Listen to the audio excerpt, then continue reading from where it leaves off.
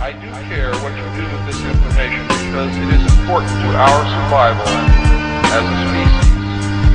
It's important to our planet. It is important for the world.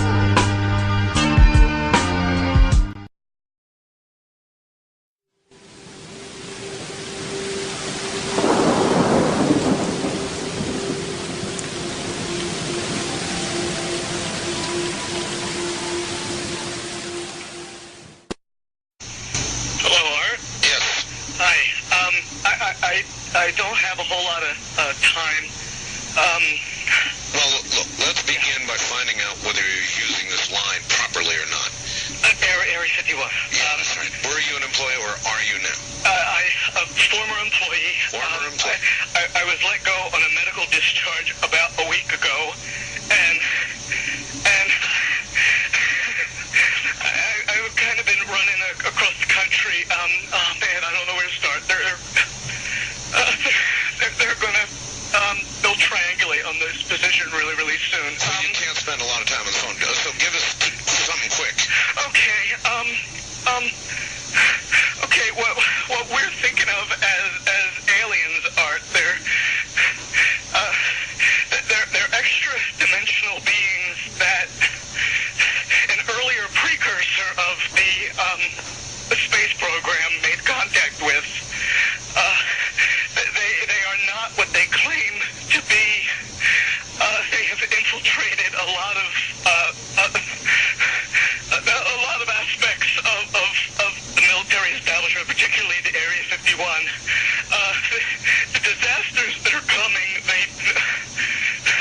the military, the government knows about them, and there's a lot of safe areas in this world that they could begin moving the population to now aren't. But they're not doing anything. They are not. They want the major population centers wiped out so that the few that are left will be more easily controllable. Okay, some people think that aliens are from another planet. And some people think that aliens travel intergalactically, to say that they travel as people or pilots in a ship. And some people think that they're from another solar system. And some people think that they created us. And so some people think that they're here to bring about a ancient knowledge that mankind lost or something like that. Some people think that Christ is one of these individuals in a human thing or a human disguise. There are a lot of different beliefs in regards to them, and one thing that has been proven true is that these beings have been deceivers since they first got here. And every time they told a ruler or a person that they came from a planet or they came from a society and that they were created under a different God than we would know, it has often been shown to be a lie. They seem to also change the story of their origin, and history has shown that over and over again.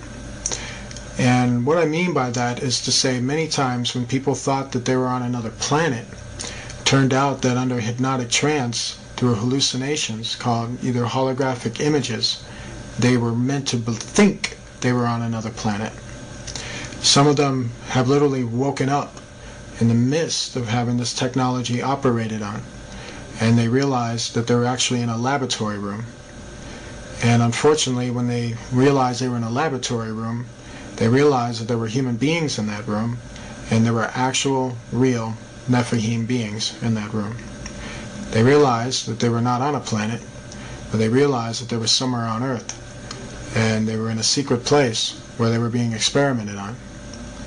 Some of them are actually using ships, real technological ships, to kidnap people. That does not qualify them as coming from another planet, as the way they would define it. So let's understand a little bit more evidence on that. Let's go back to the intergalactic thing, okay?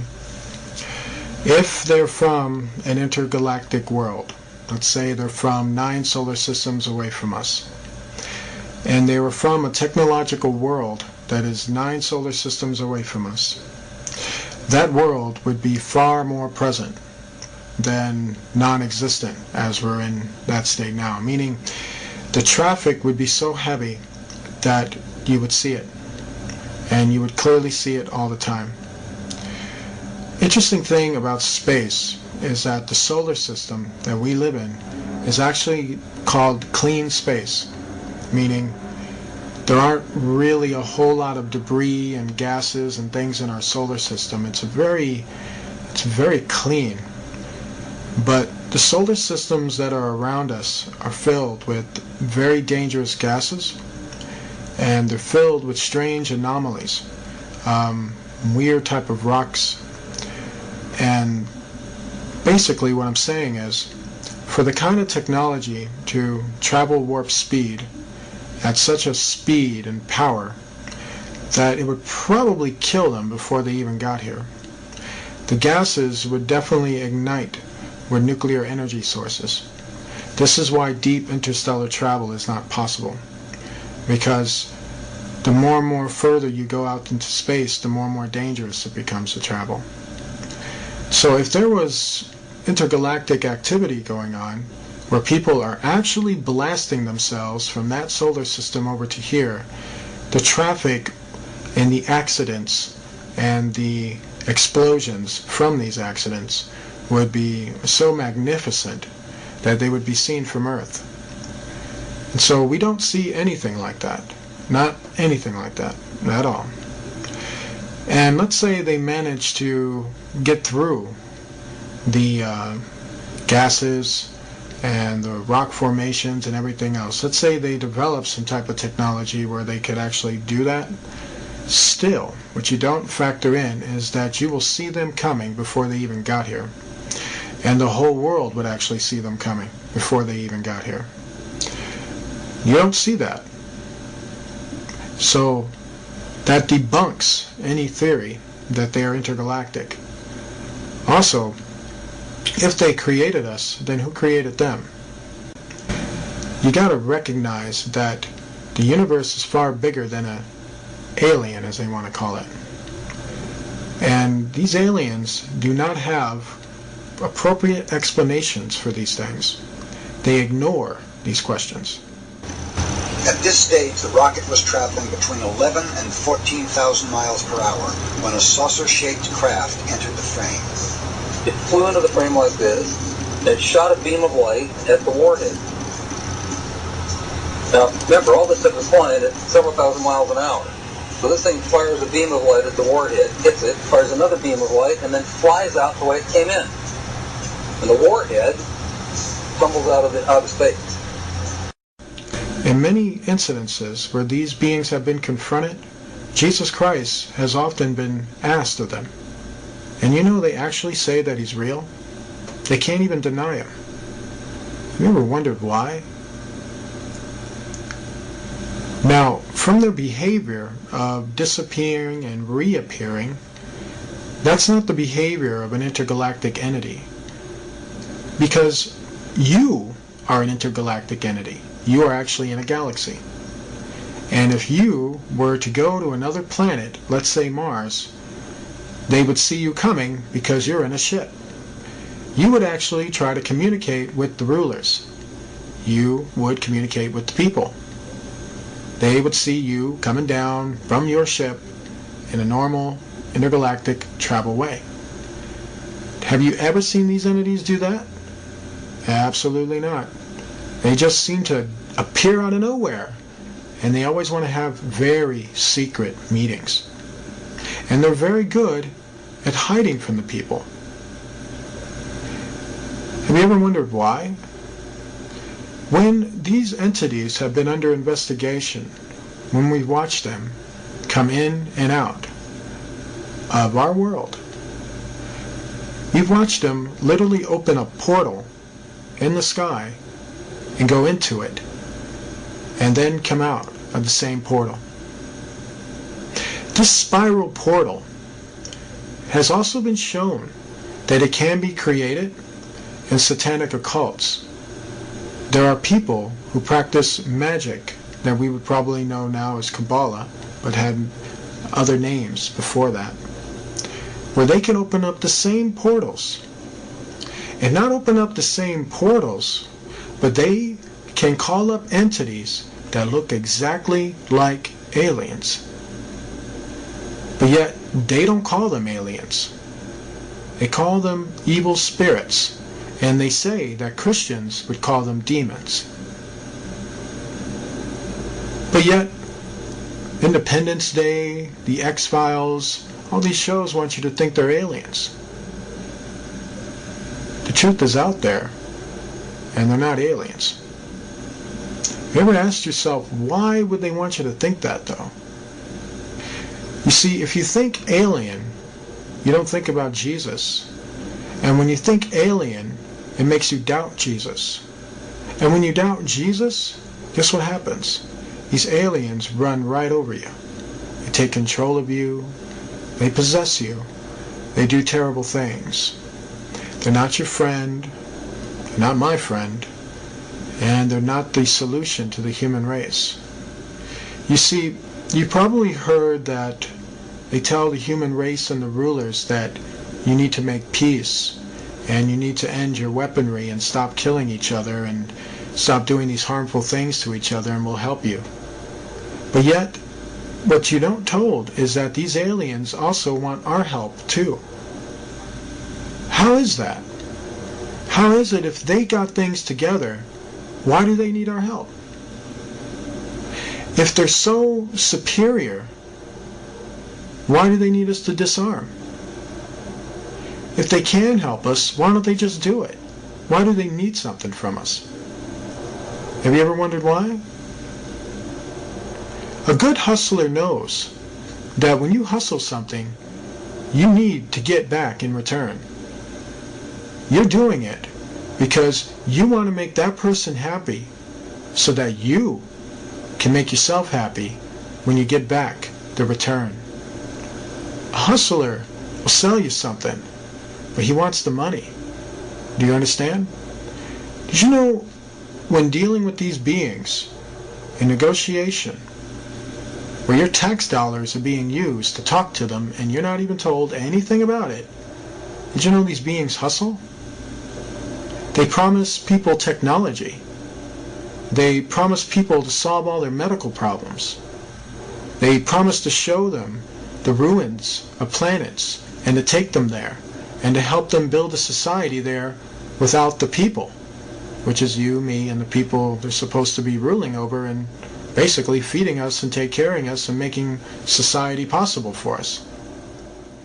A former astronaut who walked on the moon says aliens exist and that the government has been covering up incidents of contact for years now. Dr. Edgar Mitchell says aliens have visited our planet, and he believes the government covered up the discovery of an alien spacecraft in 1947, as well as 4 alien bodies that were found in the desert. The reason for the denial was, number one, they didn't know if these were hostile and could we protect ourselves from them. Didn't want the Soviets to know, so they devised to lie about it and cover it up. Well, Dr. Mitchell is a veteran of the Apollo 14 mission, and he walked on the moon back in February of 1971.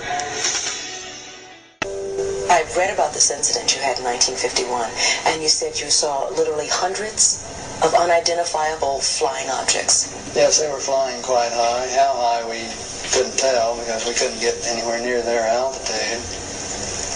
But they were either very large craft way up or smaller crafts still well above what we could get to. For a day and a half, all of this happened. But then no one wanted to talk about it. Well, we sent a report forward on it, and the answer that finally came back months later was they were probably high-flying seed pods, which didn't sound very logical. But the real question here that we've been addressing is, have we been visited? Are we, since we are now a spacefaring civilization, having only gone to our own moon, but have our visitors, the aliens, have they come to us? And all the evidence is yes. So what is it that you want to see the Obama administration release? What is it specifically? What do you think is there that we need to see? Well, the other nations, and this has been a global phenomenon, other nations in just in recent history, the Belgian nation, the French, the Brazilians, the Mexicans, the Argentines, all of their files have been opened up. And there's no reason in the world why the U.S. files, the leading nation in the world in this period, should have been reticent in opening ours too, except special interest groups. So, Edgar, but let me ask you, I mean, for all the stories that have leaked over all the years, I mean, and there's always somebody somewhere that's going to leak something, and if there was really something there, don't you think by now somebody would have said something? Oh, it has. People have been saying it all along. But for example, just the explanation to the Roswell incident has changed every few years, and a new story comes out. If it were really that simple, if it weren't what it really was, you wouldn't need all of these various stories coming out. And so the attempt to cover this up and to disguise the issue and create misinformation and disinformation is very well recorded. And the documentation from very fine researchers like Dr. Robert Wood and his son Ryan, who've investigated all of the early documents, all point to the same story. Hey, we're not alone here. We've been visited. There's a monolith there, a very unusual structure on this little potato-shaped object that goes around Mars once in 7 hours. When people find out about that, they're going to say, who put that there? Who put that there? Well, the universe put it there. If you choose, God put it there. There's a monolith. Okay, so what we have here with certain fallen angels is that they have the ability to transform, and a lot of that was exploited in the Transformer series movies and in the Transformer cartoons. And so what they did was they based that off of something that was real. And so what we have with fallen angels is not what people think. It's not the touched by an angel version with these guys.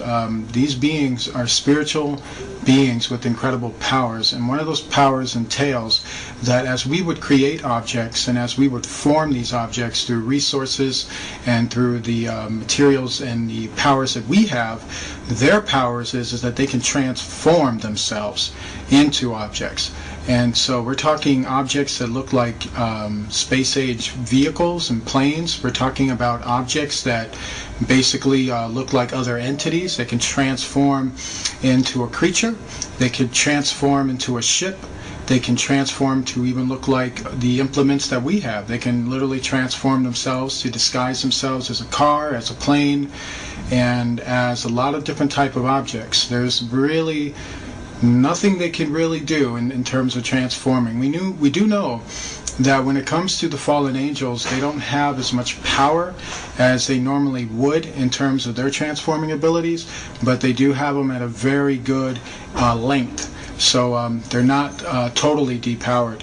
And so a lot of them like to transform into ships. A lot of them like to transform into certain objects. A lot of them like to transform into basically UFOs, basically planes, basically other looking creatures. And sometimes it gets sporadic. Sometimes they kind of, from a lot of the transforming and using the powers that they use in our dimension, and it kind of weighs heavy on them. They can't always maintain it. They can't always maintain the form or the shapes that they take, and sometimes they go a little crazy in the atmosphere. And then sometimes that's caught on camera, where they're just like morphing into like a UFO and then a dragon and then other types of forms of spiritual reptilian looking helixes, if you will, combinations of different forms. For instance, you'll see some transforming from a UFO into a dragon-looking creature and then back again, and then it disappears and then comes back again. And when it's doing that, what's happening at that moment is that it's freaking out because it can't maintain its form in our dimension, and they don't want to go back to the other dimension they just came from. So they try to struggle with it. And sometimes when they come into our dimension, they're pretty set in their form or their shape, and they're able to maintain it for probably long periods of time before they end up dissipating, and then another group comes in. And so there is a weakness to them. but we don't have the weapons to really combat them, to tell you the truth. I mean, fighting them is like throwing sticks at them. It's not going to work. You know, you can throw a nuclear warhead at them, and that's not going to work. You can shoot bullets at them, and that's not going to work. When it comes to the full spiritual beings, the full fallen spiritual beings, I'm not talking about their Nephilim children, who are another story, because they can morph too, but not as well as the fallen angels. The fallen angels, to understand them, they're usually balls of light, and then they have demons that can also appear that way. So it's tricky identifying them, but one thing that you can do is, when you pay enough attention to them, or if you spent enough time observing them, you start to notice how the demon lights are not as transformable as the fallen angels. Fallen angels are, you know, they can basically transform within seconds and disappear within seconds, and the demons, or the spiritual demons, they seem to maintain a certain form, and then they're known to just basically dissipate a lot quicker. And so that's probably the only way you can tell on that end, you know, when it comes to these beings. You know, aliens are two types. You know, aliens, is what people will know them, are actually fallen angels. And fallen angels have more power than people think. They're more creative in their deception than people think. Fallen angels like to pretend to be aliens. They'd rather you think something different other than what the truth is.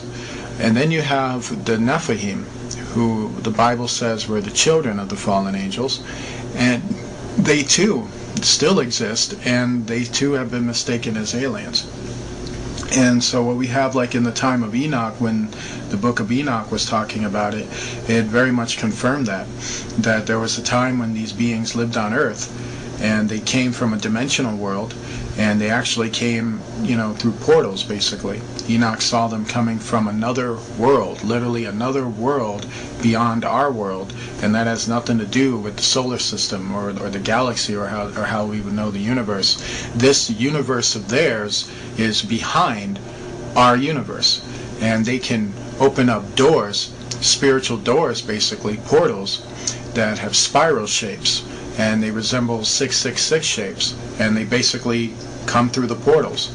And when they do, they tell people they're aliens, or they tell people they're gods, or they tell people that they came from Jupiter or from Mars, and they tell people they're going to solve all their problems. And then when people deal with them, and this is our rulers, by the way, our rulers make deals with them, and even if it involves hurting us, they'll make those deals with them. The globalists don't believe in Satanism. They believe they're contacting interdimensional aliens through the drug use and through the electronic interface, and they believe, and actually write about, Ray Kurzweil, all of them, that they're going to merge with the machines, blast off into hyperdimensional space. And that's why they're so crazy. That's why they want to get rid of us. That's why they're smiling and giddy and acting so nuts, because they believe, if you're a psychiatrist and are hearing this, understand, whether it's real or not, they believe they are in contact with these entities and are being directed by them. That's why they're so evil. And the entities are telling them eternal life, total power, total control, everything you could ever want. Just kill everyone. Set up a world government. Build this design we're telling you. Build what we're telling you. Build this. Build this. Let us through. Build the Hadron Collider. Open the dimensions. Let us in. We're going to really help you. We're friendly little guys. They'll think for 1 minute they come from a planet. Next thing you know, well, you know, we didn't come from that planet. We came from another planet. And, oh, we didn't come from that planet. Oh, yeah, we did come from a dimension, but... You know what I mean? And so they lie. You know, they've been lying for like centuries. So the thing is, when you look into them, when you really, you know, get some guts and decide to, you know, investigate them and, you know, find out where do they come from, by simply, you know, doing the things that investigative science taught us, which is to investigate, you know, origin, investigate matter, investigate movement, investigate all these things that would make a person or defy what a person is. You know, how you can tell something is a dog and what a dog does and where a dog goes and what a dog eats and what a dog does in terms of, you know, its lifestyle. And so when you do that with, you know, so-called alien study, guess what you find out? You find out they don't come from another planet. You find out that they don't move galactically. You find out that they move interdimensionally. They move through parallel portals. When we talk about like Enoch, when we talk about what makes Enoch so important? Why, what's the big deal about Enoch? Why is everybody going toward the book of Enoch? There's two reasons why. What happened in Enoch's time is happening now in our time. And that's scary, because what happened in his time was pretty messed up. Okay, so what we had that occurred in Enoch's time was that there were rulers that were on that earth, powerful rulers who were worshiping evil spirits. These evil spirits told these rulers that they came from another planet and that they were going to solve their problems for them, and that there was more God than just the one true God. And so they believed in that for like hundreds of years for a while, and these were like descendants of even Seth. And what happened is that over time, while these rulers were worshiping and not taking warning from the other sons of God, those entities backstabbed them. And what happened is that the more and more the rulers worshipped them, and the more they got control over what they did, it allowed those entities to enter further and further into our world, to the point where they received enough energy and enough permission from these rulers to literally enter our stratosphere. And when they entered our stratosphere, they came in full invasion force. The book of Revelation tells us that's going to happen again. We are living in the stage where the beginning of that is already happening. So what we put this picture is Hitler basically meeting up with their fallen entities, and that was basically a regular for him. He had a very large interest in basically following them and basically communicating with them and basically talking to them. And these beings were, very much part of the plan and the destruction of World War II. You'd be amazed at the fact there's a lot of attacks in World War II that they actually took part in, that history tries to cover up or tries to bury. I mean, if you look back at maybe 15 years from 9/11, so many people will have a different view and a different explanation to that. But when it all comes down to it, the Bible tells us that fallen entities are involved, and our leaders shake hands with them and greet them, and are happy to see them. Hitler is also very much involved with the 13 council members, and so he's very much a guy who reports to them. And this is one picture that you're looking at right here.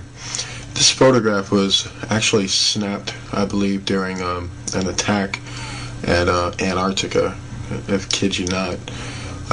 Hitler didn't die in 1945. He actually died later on after World War II, because he was hidden in that base for a while.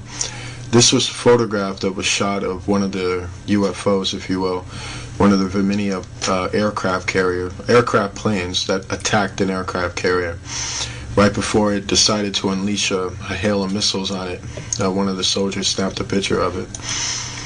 And these are the things that you got to really wrap your mind around, because when you don't wrap your head around it, you're going to get very caught up in it. This is also the same deal. What you're looking at the bottom with the heat source is very much the fuel injection of the plane, or the Verminia. This is also another photo shot of the Verminia. And what you're looking at right here is kind of what I'm talking about here, is some of the engineering components of some of these Verminias. They have a circular fusion type of power, and it's right at the center of the Verminia. And basically fusion, that's basically using type of nuclear fusion with water, and basically sends it into a lot of hyperactive speeds. And it's just very, very advanced, and it just show you just how advanced we were in World War II, which would even implicate to you now just how more advanced we are now, and how so much of that is not shown. And what you're looking at here is another case of that. You can see how sleek they build these Verminias, and you can see how well they've gotten to the point of building them. They're nowhere near to the point where they used to be, but they've gotten there now. A lot of this was help from the fallen angels, because our rulers by that point did not have a lot of mental capacity behind this, and so they had to be retaught how to rediscover their own inventions, which is very sad. But it's the making of their own doing. If you look very closely at this, you'll notice I believe it's a 50 cal machine gun that was built at the bottom of this one. And what you notice with these things is that they're usually machine guns that are basically placed inside the verminia, and then they're released to come out and then to be used upon other people, basically to open fire on people. And this to show you the military strength of these things. You have something as well here. You got a guy standing on top of one, and what you have here is also another one too. And as you can see, it's pretty much parked there. If you notice the Rolls Royce that is near this UFO, it's to show you that the elite were the ones that were privy to this type of stuff. They were the ones that were there to watch it and look at it and examine it and admire it. And what we have here is the same angle, same deal. And this is probably one of the very well-known ones. And one of the things I need to mention about this thing is that a lot of the times when they were launching these Verminias, a lot of the Verminias were to be launched to go into the planets, basically to the moon, Mars, other places, other secret locations on Earth. Many times they called in witches to basically conjure up demons for them, to guide them or direct them certain portalways that they would fly the instruments into and then come back in and out. A lot of the things in their world is not what you would think. It's a lot more worse than that. And same thing that you have here. You had one basically hovering up about with airplanes basically hovering over it. And what you have here is another base basically. It's a design of a base, but it's basically a design of an energy source. If you look at all the contraptions that are connected to the triangle points, those are called energy bars. And with these energy bars, basically, they're like giant transformers that can fuse powerful energy. And they all connect, kind of like a wiring. And all the energy will be centered to the center of the main core of the energy source. And what you're looking at here is what they used to do with pyramids a long time ago. And now they've invented these circular type formations. And all these things are about energy sources and advanced technology. This is also a blueprint of a Verminia, how to build one and how to construct one.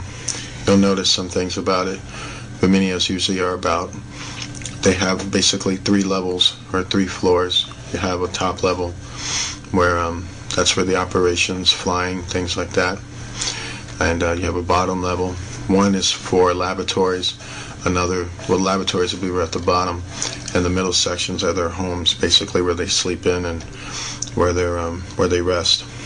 And this is a model for a really big giant one. This is the Nazi base, and what we have with this base, it's very old. It was built, and the starting building construction on it was in the 40s, late 30s to the 40s, and right now it's one of the most advanced colonies on the moon. It has technology that would literally blow your mind away. Right now there's about 2 million people living on that base. It's actually a city, and it's very, very big, very huge. You have literally advanced space age technology there. It's one of the last things left of the Reich Empire of Hitler. It's now part of the Rothschild Illuminati colonies, and they control it right now. And it's basically their moon base, and it's just very, very advanced. The swastika building, as you're seeing, is very huge, and there's so much more in that area that's very much shrouded in the darkness. But if you were to get on the ground level, you'll see just how huge and massive this thing is, and just how big it really is. The top part of it is a huge satellite on top. and just very, very advanced, filled with aircraft hangars and all kinds of other advanced technology there. Basically, they almost live in a Star Trek world there. It's quite interesting. What we had here with the astronauts doing this was that they were setting up mirrors, and what they were trying to do was, they know that in the occult that certain mirrors scare off evil spirits because they don't like to look at themselves in a mirror, which is another reason why evil spirits like to appear as the host or some other entity or person. Their real, true form is so horrifying that it even horrifies them. And so that was the aim at setting up the mirror. But the mirror was so, how do I say, it's so amateur. You know, they were basically using folding mirrors, and just wasn't a smart idea. I think it was just more done out of panic. You know, one of those things you do where you're so scared, just figure out the next thing to do. And what you have here is the same deal. They were basically on a base, and they're in basically a facility that's mostly underground, but it has a few bases on top, a few housings on top. The government really hates this picture. They hate it for a lot of reasons, because it's too real. You notice the golf club there, and that was from the fact they were playing golf at the time. You know, basically to, I guess, I don't know, to relax their nerves. When they were told to get off the moon, they found it absolutely offensive that they actually came up there to play golf, which is why Americans are not welcome on the moon, because they're considered to be ignorant, and they're considered to be rude. And you know, I haven't seen anything that could tell me otherwise. This is like another shot of their getting confronted by fallen beings. Notice this pit right here. They were basically filming the animal life underneath the caravans of the moon. There's a lot of species on the moon. A lot of people don't know that. There are beings called selenites who have wings. There are reptilian creatures that are under there. They resemble small little, from what I understand, they resemble small dinosaurs or small dragons. They're very, very small. And this type of species, they have one for the moon, and there's another species like it on Mars. They tunnel under the ground. At the time when they were doing this was a later Apollo mission, as you can tell with the rover they had. And this means it was after Apollo 11. And then when this mission was going down, basically they got confronted by the fallen angels. You'll see them up here. There's actually 5 of them coming around. But every one fallen angel is probably like 20 or 30 of them. Remember, they join themselves. They basically fuse themselves together and travel in a light source. And so always remember that, like when Jesus said to the demoniac in the garden of the Gardarians, the tomb areas, he basically asked him his name. The demon gave one name. He said, "I'm Legion." One name, but yet we are many.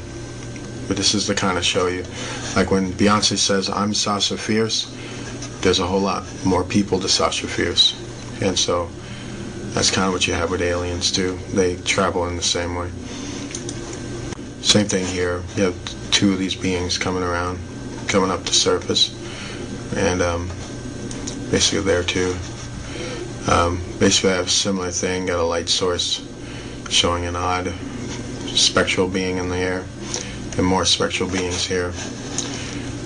Very similar to what I'm talking about. You see how they travel close together. You got one here, and then you got one here. The Bible says that they're beings of light, meaning spiritual beings. And these are also pictures of basically them covering up moon structures. This is NASA telling you there's nothing up there by erasing what's actually up there, so that you can go home and think there's nothing up there, even though you'll never go home and think, well, if there's nothing up there, why are they doing this? You know, what's the point of this? Why would you do that? You know, that's basically to show you that they're hiding what's up there. They don't want people to know about what's going on there, what the deal is, and stuff like that. So that's why you have a lot of these buildings that are just being basically covered up. Same thing here. What you have here with this structure is that it's a ruin. very massive ruin, and it's basically a temple. And from what I understand, it's very, very huge. The structure is probably a good 5-6 miles wide. We're probably going up to about maybe 15 miles high. It's very, very huge. And it's one of those structures that hardly ever gets talked about. But very, very powerful indeed. And we have more of the same type of thing here when they were basically landed in this area here. This is when they were filming the abandoned city, or the ruinous city.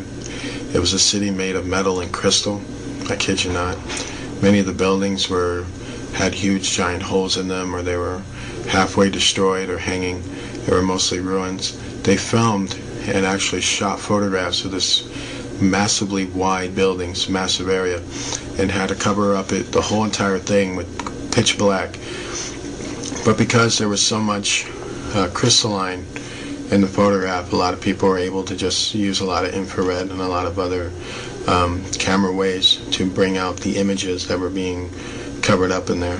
So with the greenness and the blueness and other things, you're starting to see that there was something huge, something quite massive that was there, that the astronauts were to go there and basically extract technology from there and basically film it. What's so heartbreaking about that is that you won't see that in the National Museum. This is back to what I'm talking about here. You'll notice it here. There's a big opening right here, and when the other astronauts on this mission, with some who actually leaked some information, came from the radio transmissions. The radio transmissions revealed that they walked through an opening, and when they walked through an opening, they were basically walking on a platform opening, and they were underneath the structure. And when they looked, they were able to see more of the city and what it looked like. They said this opening structure was made of metal and crystal, that there was metal pillars holding it up, while the rest of it was just crystals. And they basically just walked straight through it.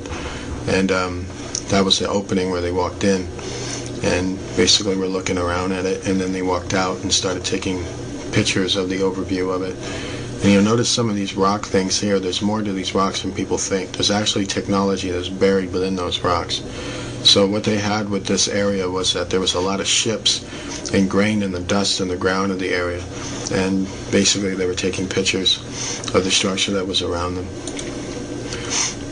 But what's so shocking about it, if you look how small this astronaut is and how large the structure was, you really start to grasp the architectural skills of the old world was mind-blowing. And yeah, it's kind of like same stuff here, but it's kind of NASA spreading disinformation. Basically, these rocks things right here, there's more to it than people think. Sometimes they're actually pieces of technology broken off. Sometimes they actually have animal life living in it, or biological life in it. And so they just basically erase it. And this is kind of like showing you their guilt, because if you look at it, if you didn't have this information, you wouldn't think much of it. But they get rid of it anyway, because in their hearts and what they're doing, they know what it is, and so they don't want you to figure that out. So the less you know, the better is kind of where they go at. And so yeah, same thing here is you got them erasing stuff, erasing towers and other things. You got the same thing here. Erasing other towers. I want people to see what's there. This was actually a fallen angel, and what it was basically doing was being very intimidating. It shapeshifted itself into a giant ribbon, and these are just other questionable areas where it's got moon bases on it. There's other activity there, activity that it's very, very horrible. Most of it, if it's secret, it ain't good. These are pyramids that are on the moon, and you notice 1, 2, 3 of them. From the shot angle, actually 4 right over here. From the shot angle of it, you'll think that these pyramids are close together, but they're actually not. They're probably maybe 3 to 6 miles apart from each other. And basically in that time, pyramids were built for energy sources, kind of like a big giant battery to light up your city. And that's what they were there for, basically. And This is to show that they're somewhere near a ruinous city, and they're not too far off from it. And just very powerful. And same thing here. What we had here were UFOs kind of lying on the surface. They looked like giant bugs, actually. And basically these things started to pop up when these astronauts started to take pictures. This is one of the major reasons that spooked them to get off the moon. Many of these astronauts, actually, when they went to the moon, a lot of them thought they weren't even coming back. They were that scared by it. Basically, we have more same thing here. We have a statue of from what I understand, a goddess-type ruler with a sword that's been broken off. You see the handle of the sword here, and you see its blade end right over here. Very interesting because it's old world metal, so it'd be kind of interesting to look through that a little bit. Very, very interesting indeed. We have here was a Virginia ship. This is known as a smaller Virginia class ship, and this comes straight from the old world. So this was an old world ship, meaning it wasn't built by the government. It was built by a government those thousands of years ago. And basically, as you can see, the 3 holes there, it was attacked basically. And but looking at how advanced it is, it's marvelous. From what I understand, they were going in there to take away computer chips that were on it, and to get a schematic, basically, of how it was built. Just a beautiful ship, though. Nothing really quite like it. And what we have here was the type of engines I was talking about in terms of Biminia. This is one of their engine capsules. And if you look here, this is the crystal that's right in the center of it. And it's basically built to fuse power and H2O, basically. And they fuse it inside this crystal, and basically it's used to power up an entire ship. And so this is why they came to that area, because they knew what was there, and they were trying to extract the technology. And what we have here is basically a pagan altar built on the moon. Quite interesting. But this was from a long time ago. And basically that's what they did. And it's just quite shocking. This is more stuff here. You're looking at more ruins in the ground here. And looking at just a kind of oblong structure, really. If you look at this blue thing right here, this is actually what they couldn't completely cover up. But this is to show you that massive blue crystal city that we just got through talking about. This is one of the beams that's being shown that they weren't able to cover up completely. And it's just very mind-blowing. And this is kind of showing you what they really covered up in this photograph. This whole area right here has an abandoned ruinous city on it. And when they showed this photograph, they showed it, but they took out the actual city that they were covering up.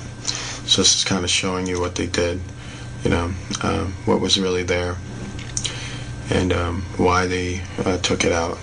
Showing you how advanced their camera techniques are in terms of eradicating things. You'd think they would be truthful, but that's the government for you. They've disappointed us. And so this is another picture of another moon base that they have. And what you're looking at here is called portal technology. And that's what this big giant thing is used for. And what you're looking over here is a tractor that's about to come in. And this tractor usually goes to the mining fields, picking up silver, gold, metal, other resources. And this is one of the bases that they have on the moon.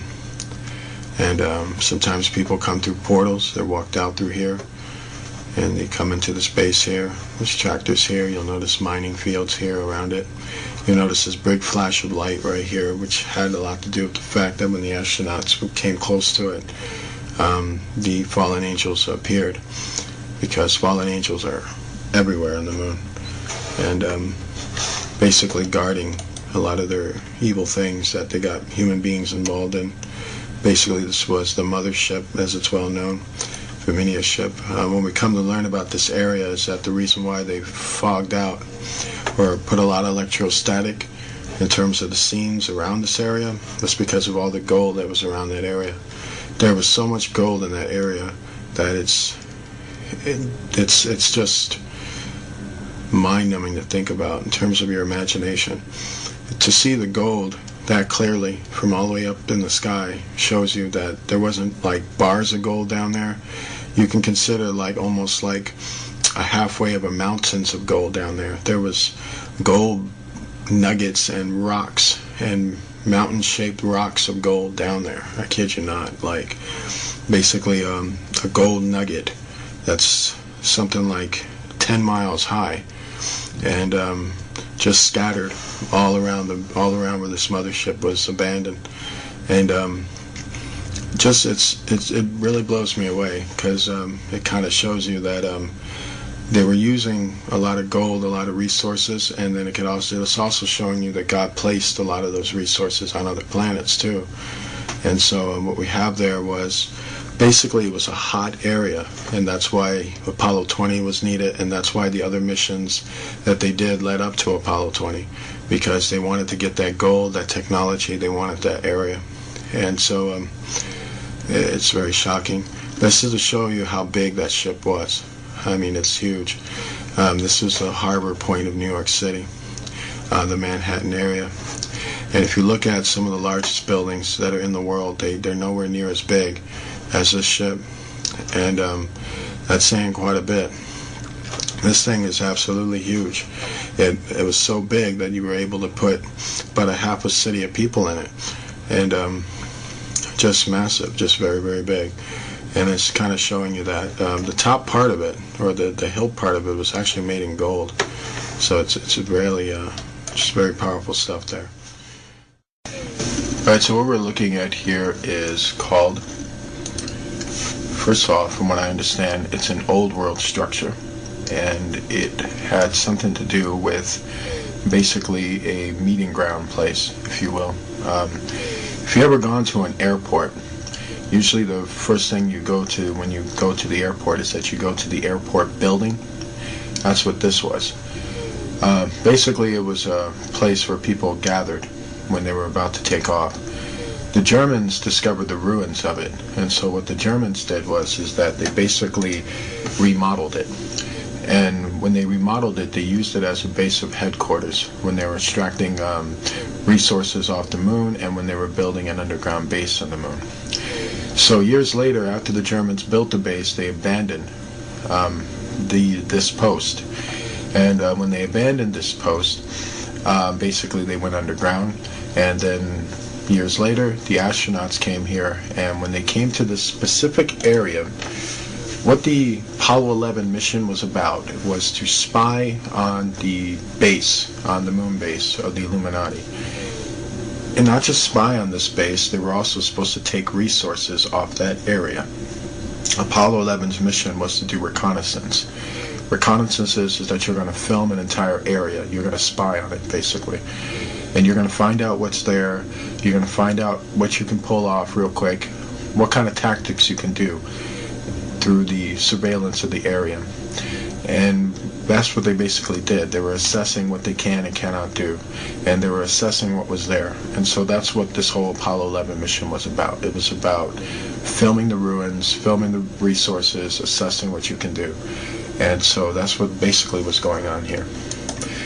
And what we're looking at with this structure is that it's a very huge structure, by the way. It's a two-story structure, but it's very long, it's very wide. And when you go directly into what they're doing here is they're going into the front door, basically. And when you get a very good look at it, you start to see what I basically mean here. You can basically see there was a time where basically what you're looking at is the inside of an airport, if you will, but a space-age airport. There was a time where people would be, well, basically they'd be lined up over here, and you got these other buildings and other rooms where people basically would have had their office, if you will, and, you know, there was more to this structure. A lot of it was destroyed, but there would have been a lot of technology around it. So by the time the Germans got to it, the Germans would have just remodeled it, put some new structures on it to hold the building up and things like that. Once it was abandoned, that was it. So you'll notice some things about the walls of the building. You notice that they're very bright. You notice that when they come in with the camera, it seems like the whole thing seems to illuminate. That has a lot to do with basically the walls. The walls are made out of alabaster. Alabaster makes things glow, kind of like marble does. And so, from what I understand, this structure was a combination of alabaster and marble, and kind of like a white stone, if you will. And so that's why it has a very type of eerie glow. This is one of the astronauts walking. We believe this was Buzz, actually, with Armstrong filming. And if you take a good look, you notice some things here. You can see kind of what I'm talking about. You can see how this is an old world structure with some new structures in it. But this is kind of like an old world kind of line, if you will. It's a place where people wind up. And the more and more you get a very good look at it, you'll notice these archways. Archways are places where people would gather. They'd be coming in and going out. And you'll notice some other things. You look at these beams across right here, you'll notice that some of these beams are attached to the old structure, which is to hold it up. And you'll notice the ground is very broken up, and that has a lot to do with the destruction that the building went through, or was basically hit with, a long time ago. And you'll notice now he's filming another room, which is here, and he's about to go right into that room. And so what he's doing is that he's just walking along it, and you start to notice some rocks, blocks, and things that have been broken apart. You'll notice here also how it's one room here, rooms here. You'll notice how it looks very much like a big giant office building. And that's kind of what you got to put into you, is that is what you're looking at. Is that you're looking at a building that had an administrative function. And even in the old world, it had an administrative function. And when the Germans took this land, they made it also into an administrative function. And then until after a while, that was pretty much it. And so that's what you're just looking at here. You're looking at a building that used to house very advanced technology, and then the Germans used it, and the Americans spied on it and walked in there and wanted to get a very good look at what's inside there. From what I understand, there was circuit boards that were left around in there. There were metal pieces as well. So basically, they collected all the circuit boards and all the metal pieces, all that type of resources they can carry back with them while filming the rest of the structure is what they did. And pretty soon you'll see that when they're digging up these metal pieces into piles. And so you're looking at more of the structure. What he's basically doing now, he's getting more closer near the ruins of the structure. And now as you see what he's doing, take a very good look at what he's doing. He's looking at the ground because he's noticing that there's metal pieces on this ground. So that's what he came for. And so he's looking around to see what he can pile up. Just getting a very good look at it, at the whole thing. So now you see him walking over it. And if you're wondering why they walk so smoothly over it, that has a lot to do with the uniforms they're wearing. They wear things that are about like 200 pounds, and with the shoes have a very strong adhesive, so it feels like bouncing.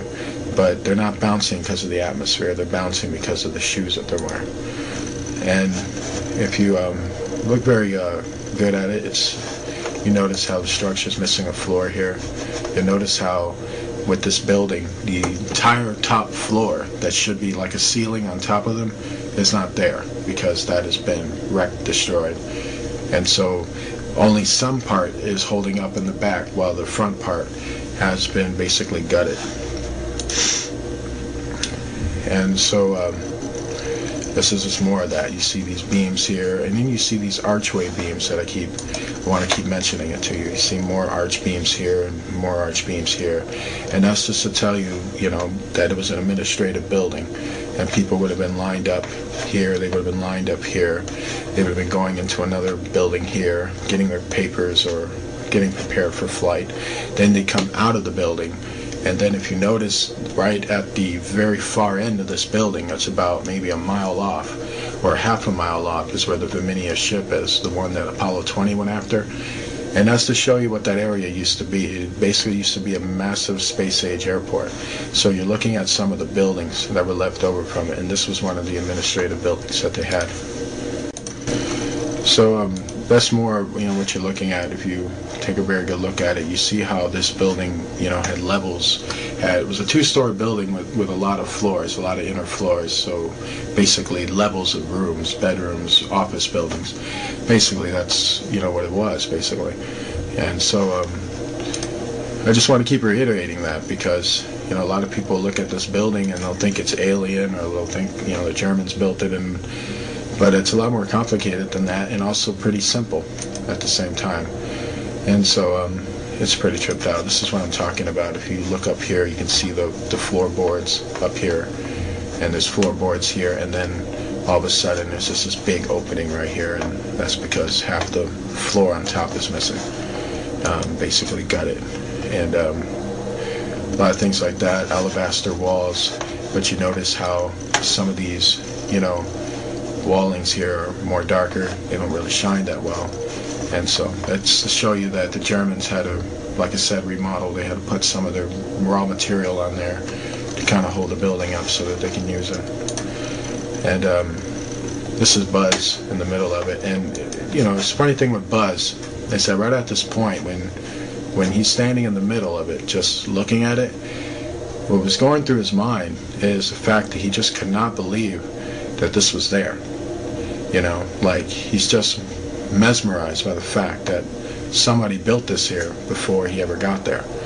And now he's thinking also, man, I got to go back and tell the people that we're the first ones on this moon and there's nothing here, while he's in the midst of the truth. It's a very eerie moment for him.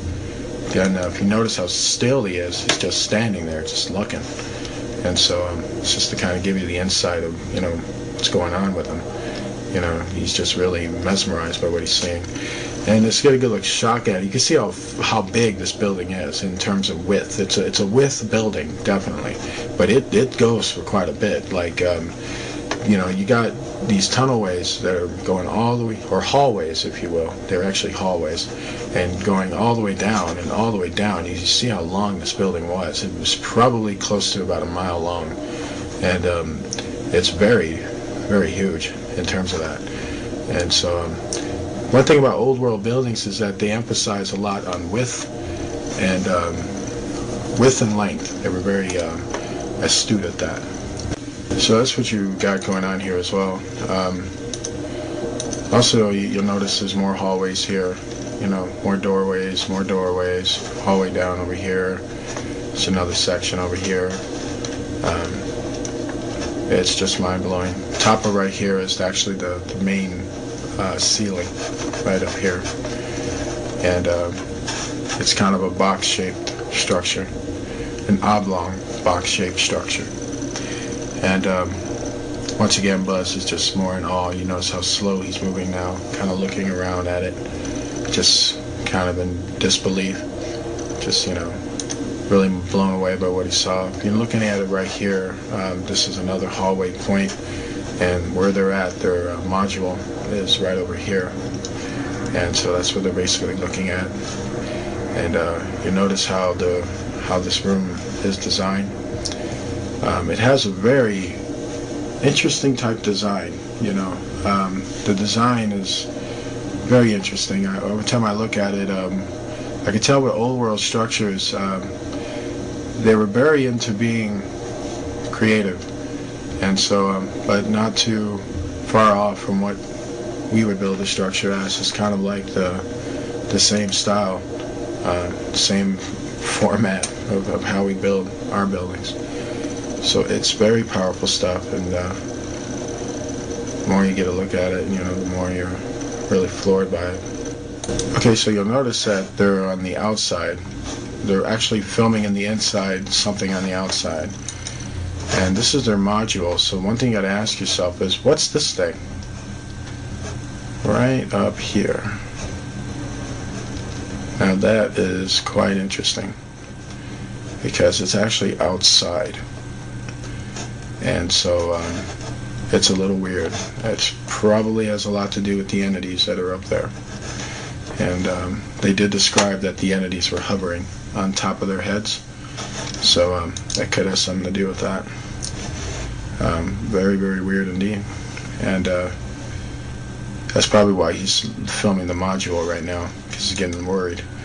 Okay, this is what I was talking about in terms of picking up metal fragments and circuits. Now, if you notice what he's doing, if you take a very good look at what he's doing, that's exactly what he's doing. He's collecting up circuits, he's collecting up wires, and he's collecting up metal pieces.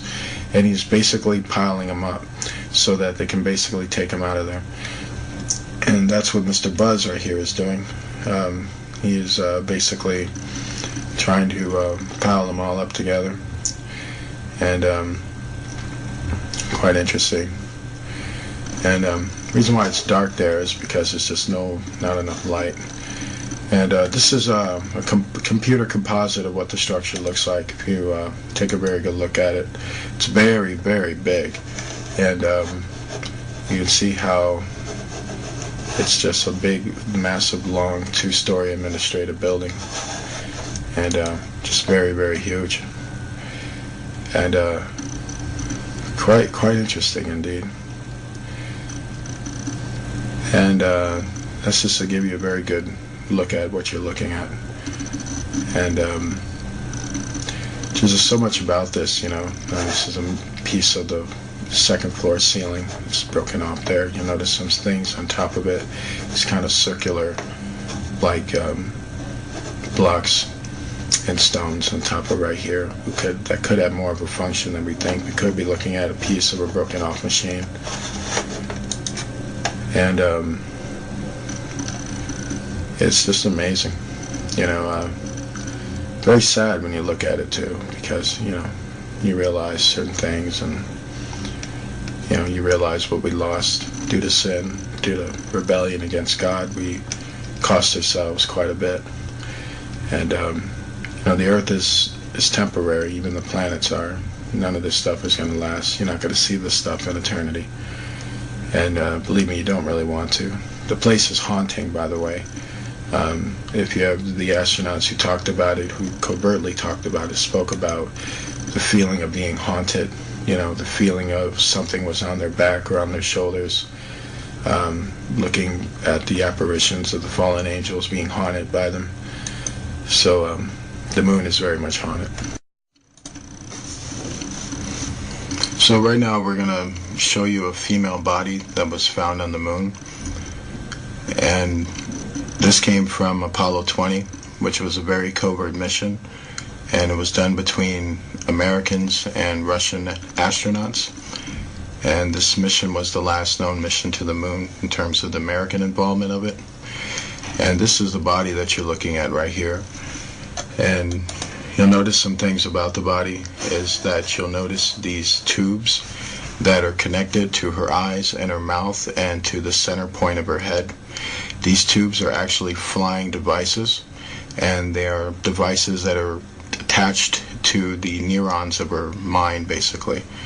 They had a technology back then, a long time ago, where they were able to pilot things almost seemingly using their mind, but they were using technology that was attached to their mind to send out basically a particle ray to operate computers that would lift the ship into the air. And so basically that's what you're looking at are piloting devices that are attached to her face.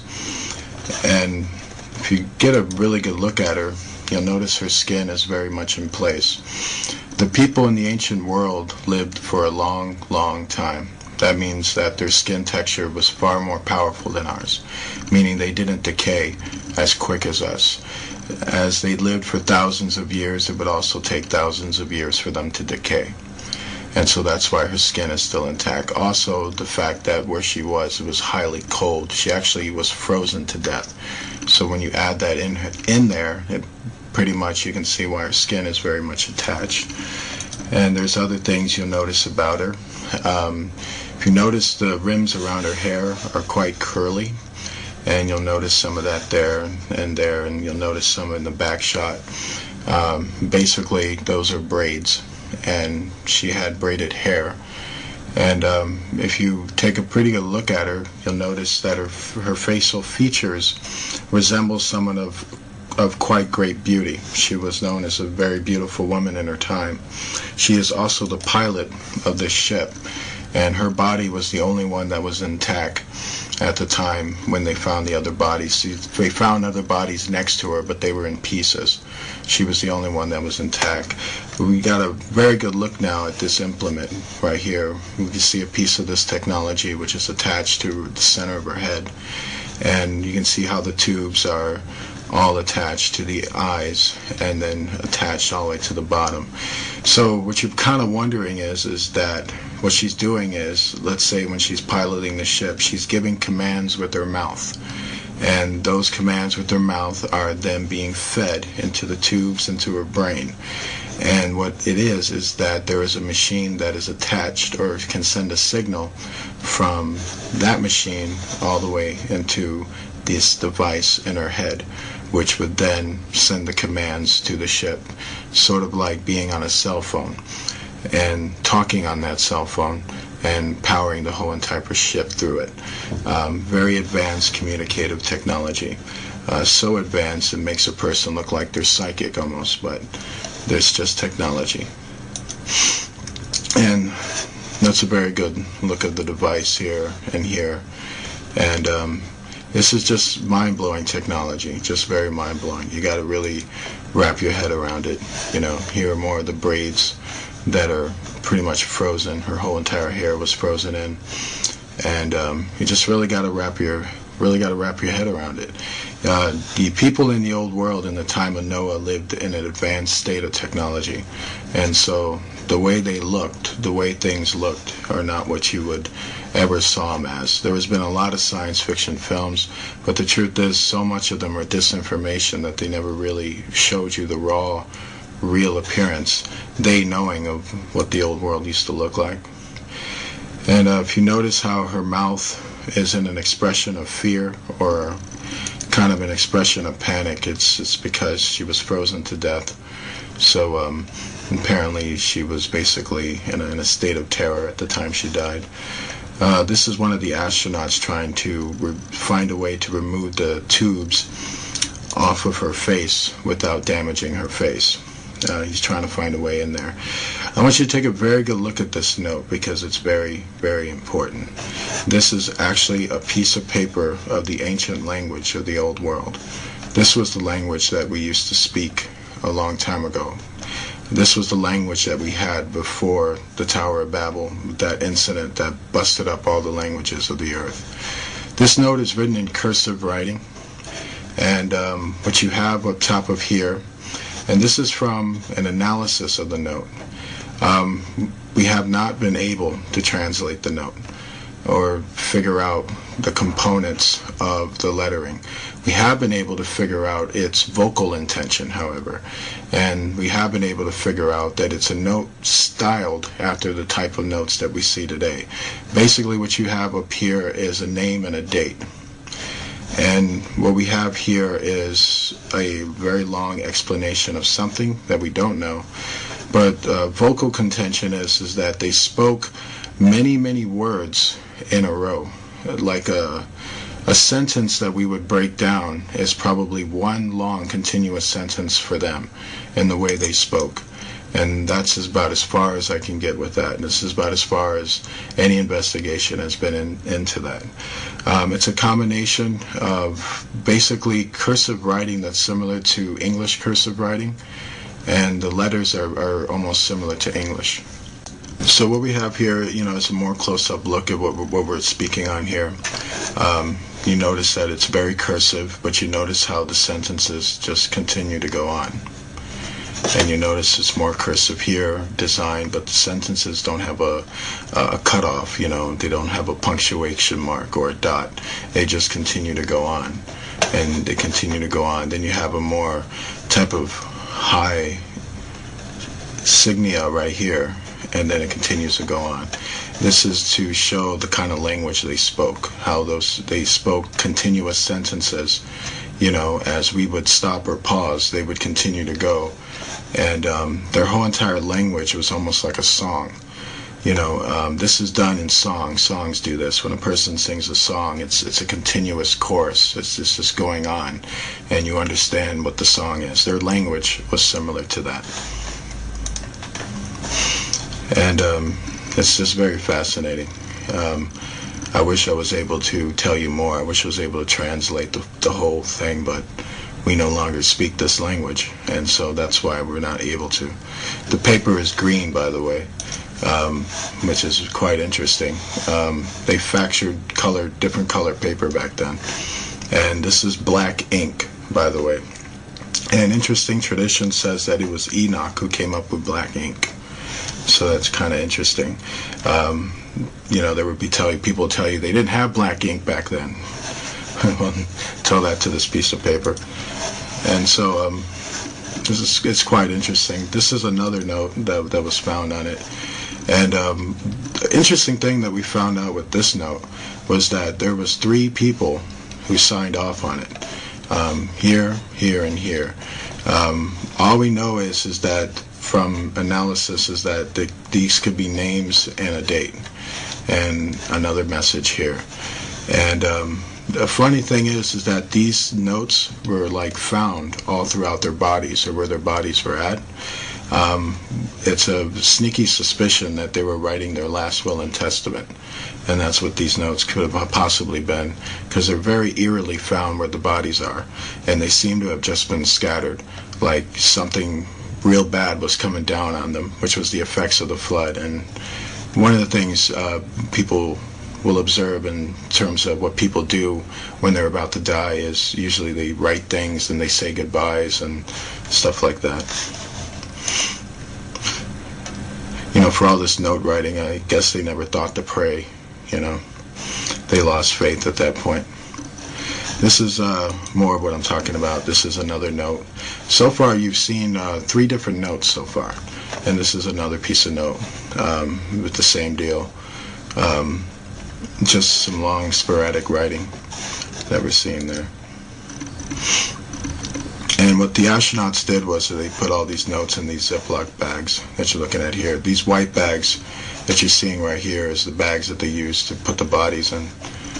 And basically they're just sorting out the notes and filming it for NASA's viewing pleasure, basically. And but when you're looking at this, a lot of people look at that and go, what exactly is that? These are computer circuits, by the way. And these are actually very advanced computer circuits. These are circuits that have been attached to a blanket. I kid you not. And apparently this blanket was draped on the pilot, actually. This part right here is some of her lower body. And the covering was here, where her stomach is, and this right here was part of her leg. And for some reason this covering was on half of her body, and it's believed that it may have something to do with, there's 2 theories on it. One is that the covering is some type of computer circuit board that's used for the ship. Another one is that it's an example of transhumanism technology, that this daughter of man, this specific female, had cybernetic implants in her, and one of that was this type of covering that was on her leg, which is telling us that the technology back then that they achieved in terms of cyborg technology was very real, and this is a piece of it that's on her. And much of the transhumanism doctrine that's coming out with the connection to what happened in Noah's time very much supports transhumanism, rather than it being a device that's part of a piloting function. It's mind-blowing technology, by the way. It's hard to know exactly what it did for her when it was attached to her. This is a more close-up shot of it as you're looking at it. It's hard to know what it exactly did for her. There's a lot of theories. It could have increased strength or speed. It could have done a lot of different functions like that. And those are usually the main functions, is to increase the strength of a human being by using cybernetic parts. And that's what all of this stuff is, basically. This is a more close-up shot of it. And it's mind-blowing. It's unlike any circuits that you've ever seen or known. These are circuits that are far more advanced than what you would ever have known. And they work far, far better than anything you can think of in terms of what we're dealing with now, or what the government will have you think that we're dealing with now. This is a more close-up shot of it to get you to really wrap your head around the circuit board of it. When you're looking on the surface of it, it almost feels like a smooth type of painting, almost, or a smooth type of paper, cardboard paper. But when you look further into it, you see that there's actual computer circuits inside of it. And these are the up-close shots of these circuits, and they're just basically coursing throughout her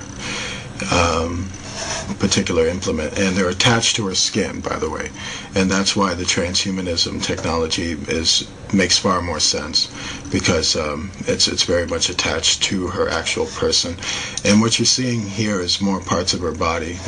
This is a more up-close shot of her leg, and up-close shot of her body frame, to kind of give you an example of what happened to her skin, or close-up, more telescopic close-up look of her skin.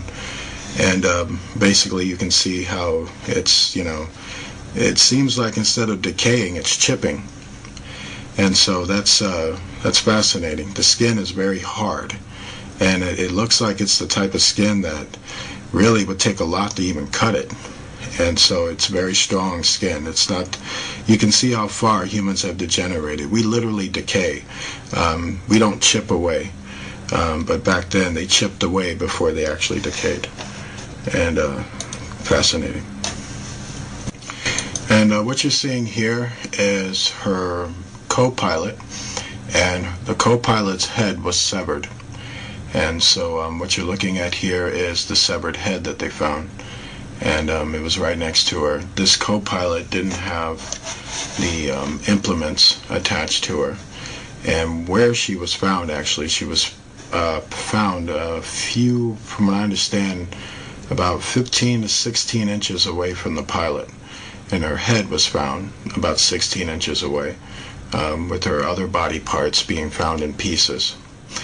One thing you got to understand, the astronauts' impression of it when they came onto the site of it, the Apollo 20 crew, was that they felt that a violent incident took place at this time, because the body parts were in pieces, which hence that they were hacking at each other toward the end of it. The pilot seems to have been preserved for two reasons. She may have been the captain, and having privileged knowledge, she may have tried to get away while this was happening, and but basically wasn't able to escape. The meteorites that blew open onto the moon caused a freezing on the moon, that basically if anybody who didn't get taken out by the blast was going to get taken out by the freezing effect. She seemed to have survived the blasting effect, but got caught in the freezing effect, which happened pretty much simultaneously right after the blast.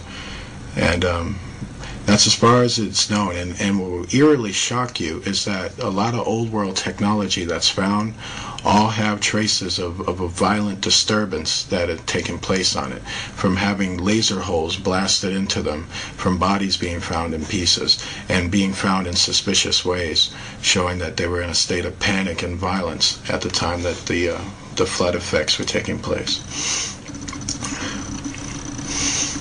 And so much of that is, you got to really wrap your head around that these people were living in a very violent society. This is an after shot of when they removed all the tubes off her face.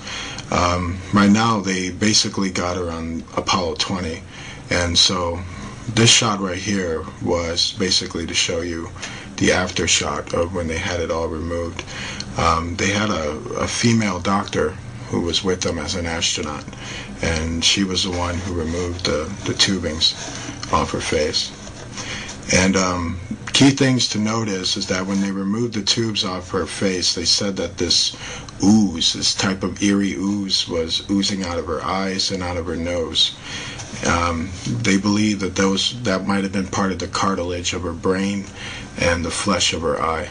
That at the time when she died of the freezing effect, it affected the circuits, and that would have fried the inside of her organs in her brain and her optical eyeball. And so that was the oozing stuff that came out. And that's why they don't open up her eye, because there's nothing in there, basically. But we get a very good look at what she looked like. And we can see she was a very beautiful woman when she was alive. She has very voluptuous lips and all that stuff. She's gorgeous. A friend of mine kidded me and said that it looked like Angelina Jolie. But I disagree with that. She looks better than Angelina Jolie. What we're looking at here is the natural mark that's upon her head. It's said that the daughters of Cain, or Canaanites, or people who descended from him, had deformities or specific marks that registered them as being Canaanites. And so this is what we're looking at up here. You'll notice that it's a cross formation, actually. You can see it here and here. And so there would have been one here and down here. And there's a serpent form right here. And it is believed that this is the old world mark of the beast. And at that time, from what we understand, she was born with this mark. This is a mark that's actually born upon her. But there were some who were actually taking a mark, or a tattoo mark, that had two type of components. It was a digital chip that was tattooed into your skin. But much is believed that this is her natural, something she was born with, basically. And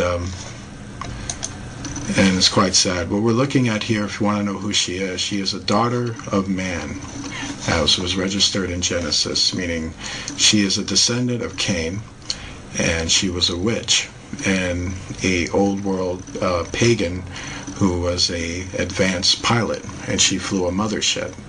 And she is a member of the Rama Empire, because the ship that she was found in registered to have been part of that old world empire in terms of the technology that was found. And she was found intact, as you can see. You'll notice some damage here on her face, on her cheek here. And this is all chipping, by the way. Her face is starting to chip here. And you'll notice some of the kind of the chipping on her lips and things like that. And you notice just how well her face looks. You can tell that when she was alive, she was a radiant looking woman, but she was also quite an evil woman. From what I understand about the daughters of men, they weren't the type of women you took home to mom, if you know what I mean. And this is pretty much the function. What he's doing here in terms of this flashlight, you'll notice that he's got this flashlight all over her. He's basically checking her skin out. He's basically checking for any abnormalities, anything that's out of the ordinary, anything that doesn't fit. He's trying to make sure everything is intact, everything is looking okay. You notice that he's putting this tube up her nose, because before there was stuff draining out of her nose. So he's making sure the nose has been cleared out, and he's making sure everything's cleared. You see the stuff that he's taking? So the type of stuff that was drooling out of her nose. This is actually tissues of her brain being pulled out of her nose. Says her death was pretty painful. And what we're looking at here is a very good picture of her, because now we get like a good front shot of basically what she would have looked like if she was alive. He's pulling more brain tissue out of her nose, and it's quite shocking. Noah spoke about these Pacific women. He said that these were the women that corrupted the sons of God, the human sons of God. They used to be married to fall. Some of them used to be married to fallen angels. I don't know if she specifically was, but I do know that she was one of those daughters of men who did corrupt sons of God. That I do know about her. and it's sad. You know, it's a horrible reality to really wrap your mind around how much history has been stolen from you. That you would never ever know this, you know, and that's totally sad. So now we're going to show you the image of the ship that was found. And the first thing we want to talk about in terms of this image is that it's a very controversial image. And the first thing you got to understand is that this image is being brought to us by a very advanced telescope. And it was a telescope that was attached to the technology or the equipment of Apollo 20. It was an instrument that they had that was extremely advanced. And so basically we're looking at an image that's actually being looked at from basically thousands of miles into space. And basically they had a technology, much like a telescope. You know, when you look at a telescope, the objects look smaller in the telescope. And so this is what we're seeing here. And they're actually seeing it through a computer screen as they're moving the telescope. And so with that understanding, that's the understanding you need to have as you're looking at this footage. And also you're going to notice there's a lot of static in this footage. That was actually done by NASA, and I'm going to tell you why you'll see that static. And if you take a very good look at it, at what they're looking at here, you'll notice how the ground is shiny. In fact, it's very, very shiny. In fact, it's shining yellow, and that's because there's a lot of gold. And when it starts to static up a lot, that's actually what they're trying to hide. They're trying to hide the fact of what they were really looking at and what they were really going after. They were going after gold, technology, resources. It's the same old man with the same old hang-ups, no matter who's ruling it. And so if you look onto this side right here, you'll start to notice some gold here, and you'll start seeing kind of strips of it all on the ground. But it starts to get more stronger around here, and then you start to see it. And what you got to notice about this round gold plate up here is the fact that if you were on the surface looking at it, it basically would look like a mountain of gold down on the surface where you would be at. That's a lot of gold, people. This area is Fort Knox right here. This one area right there, probably more so. And then look right here, there's another massive mountain of gold right here too, and that's just mind-blowing. I mean, there's gold on the moon, and a whole lot of it, and there's an area there that just has a big massive mountain of gold. And that's what this whole area is, and that's why they're going over this very, very smoothly. And they're trying to get, first of all, they're trying to get a logistics for where to land, where to go, where to walk around, and basically what to pick up.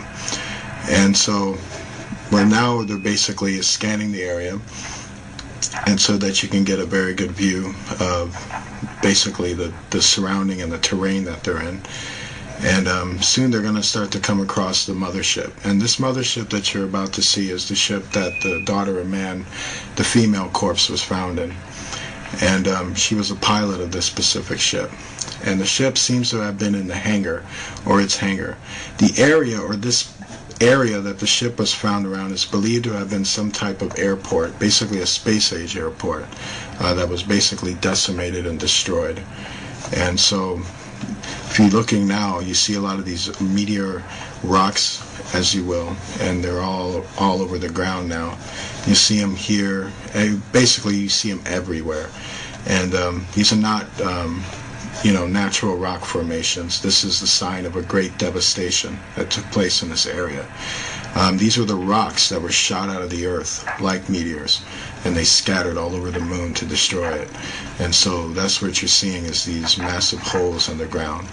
And now you're seeing it all through here. You see these things starting to light up right here, here and here. This is more gold that's being found there, and it's all over the place. Now the static comes, and this is NASA. NASA's trying to now hide what they're trying to see. Now it's more gold, and not just gold that you're seeing here and here, but now you're starting to see the ship itself, which is right there in the hangar. And the more and more they get closer to it, they can start to see it.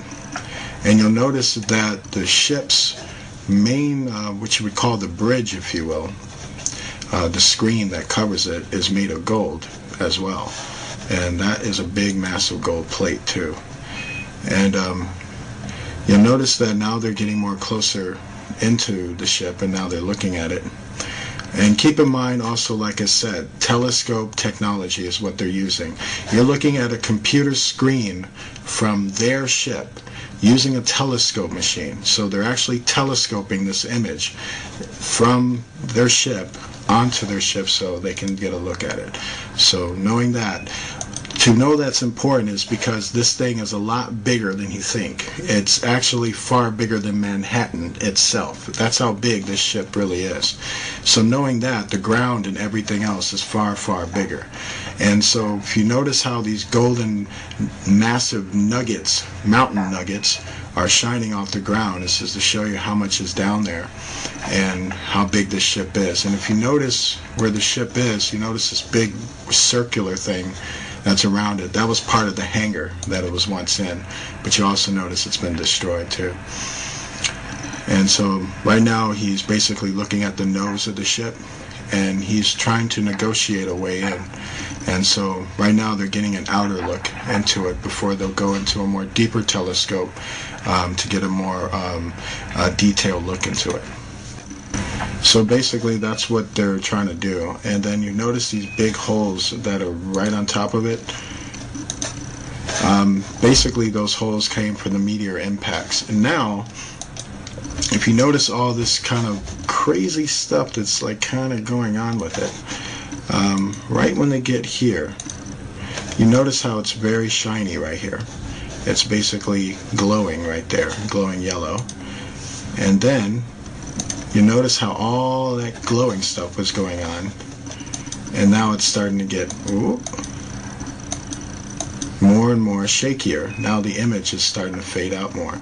This is also a NASA trick too, and what they were doing is they were trying to cover up all the gold that was on that Pacific type of mountain area that was right above the hangar where the ship was. The ship was inside the hangar, and at the top portion of the ship, all along that land there, were just massive mountains, massive mountain nuggets of gold.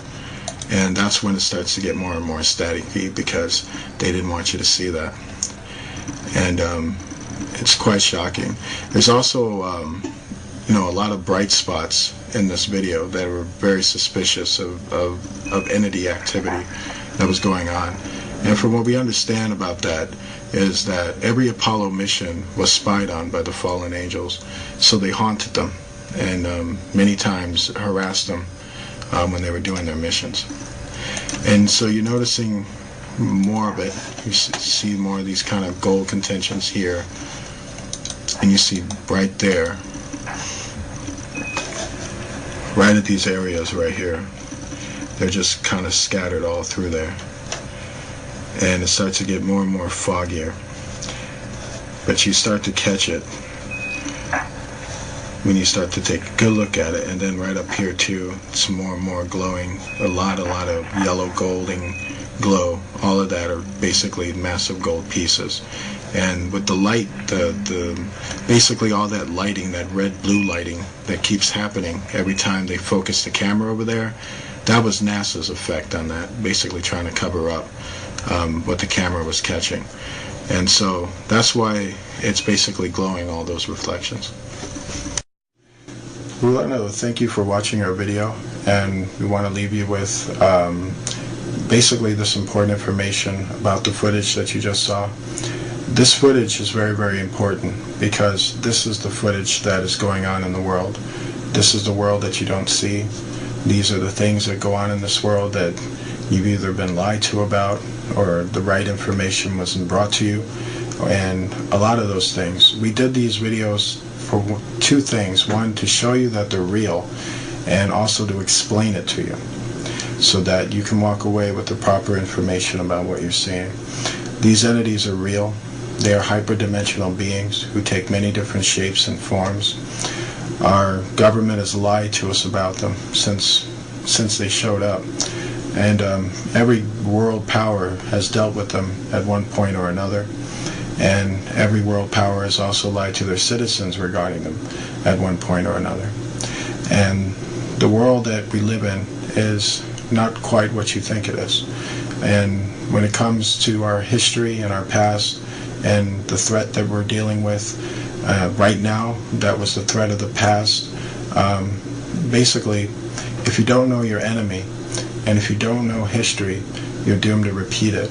And it's best that you wrap your mind around the truth of what you're seeing and understand that it's real. And we're affected by it each and every day, and we're always close to it each and every day.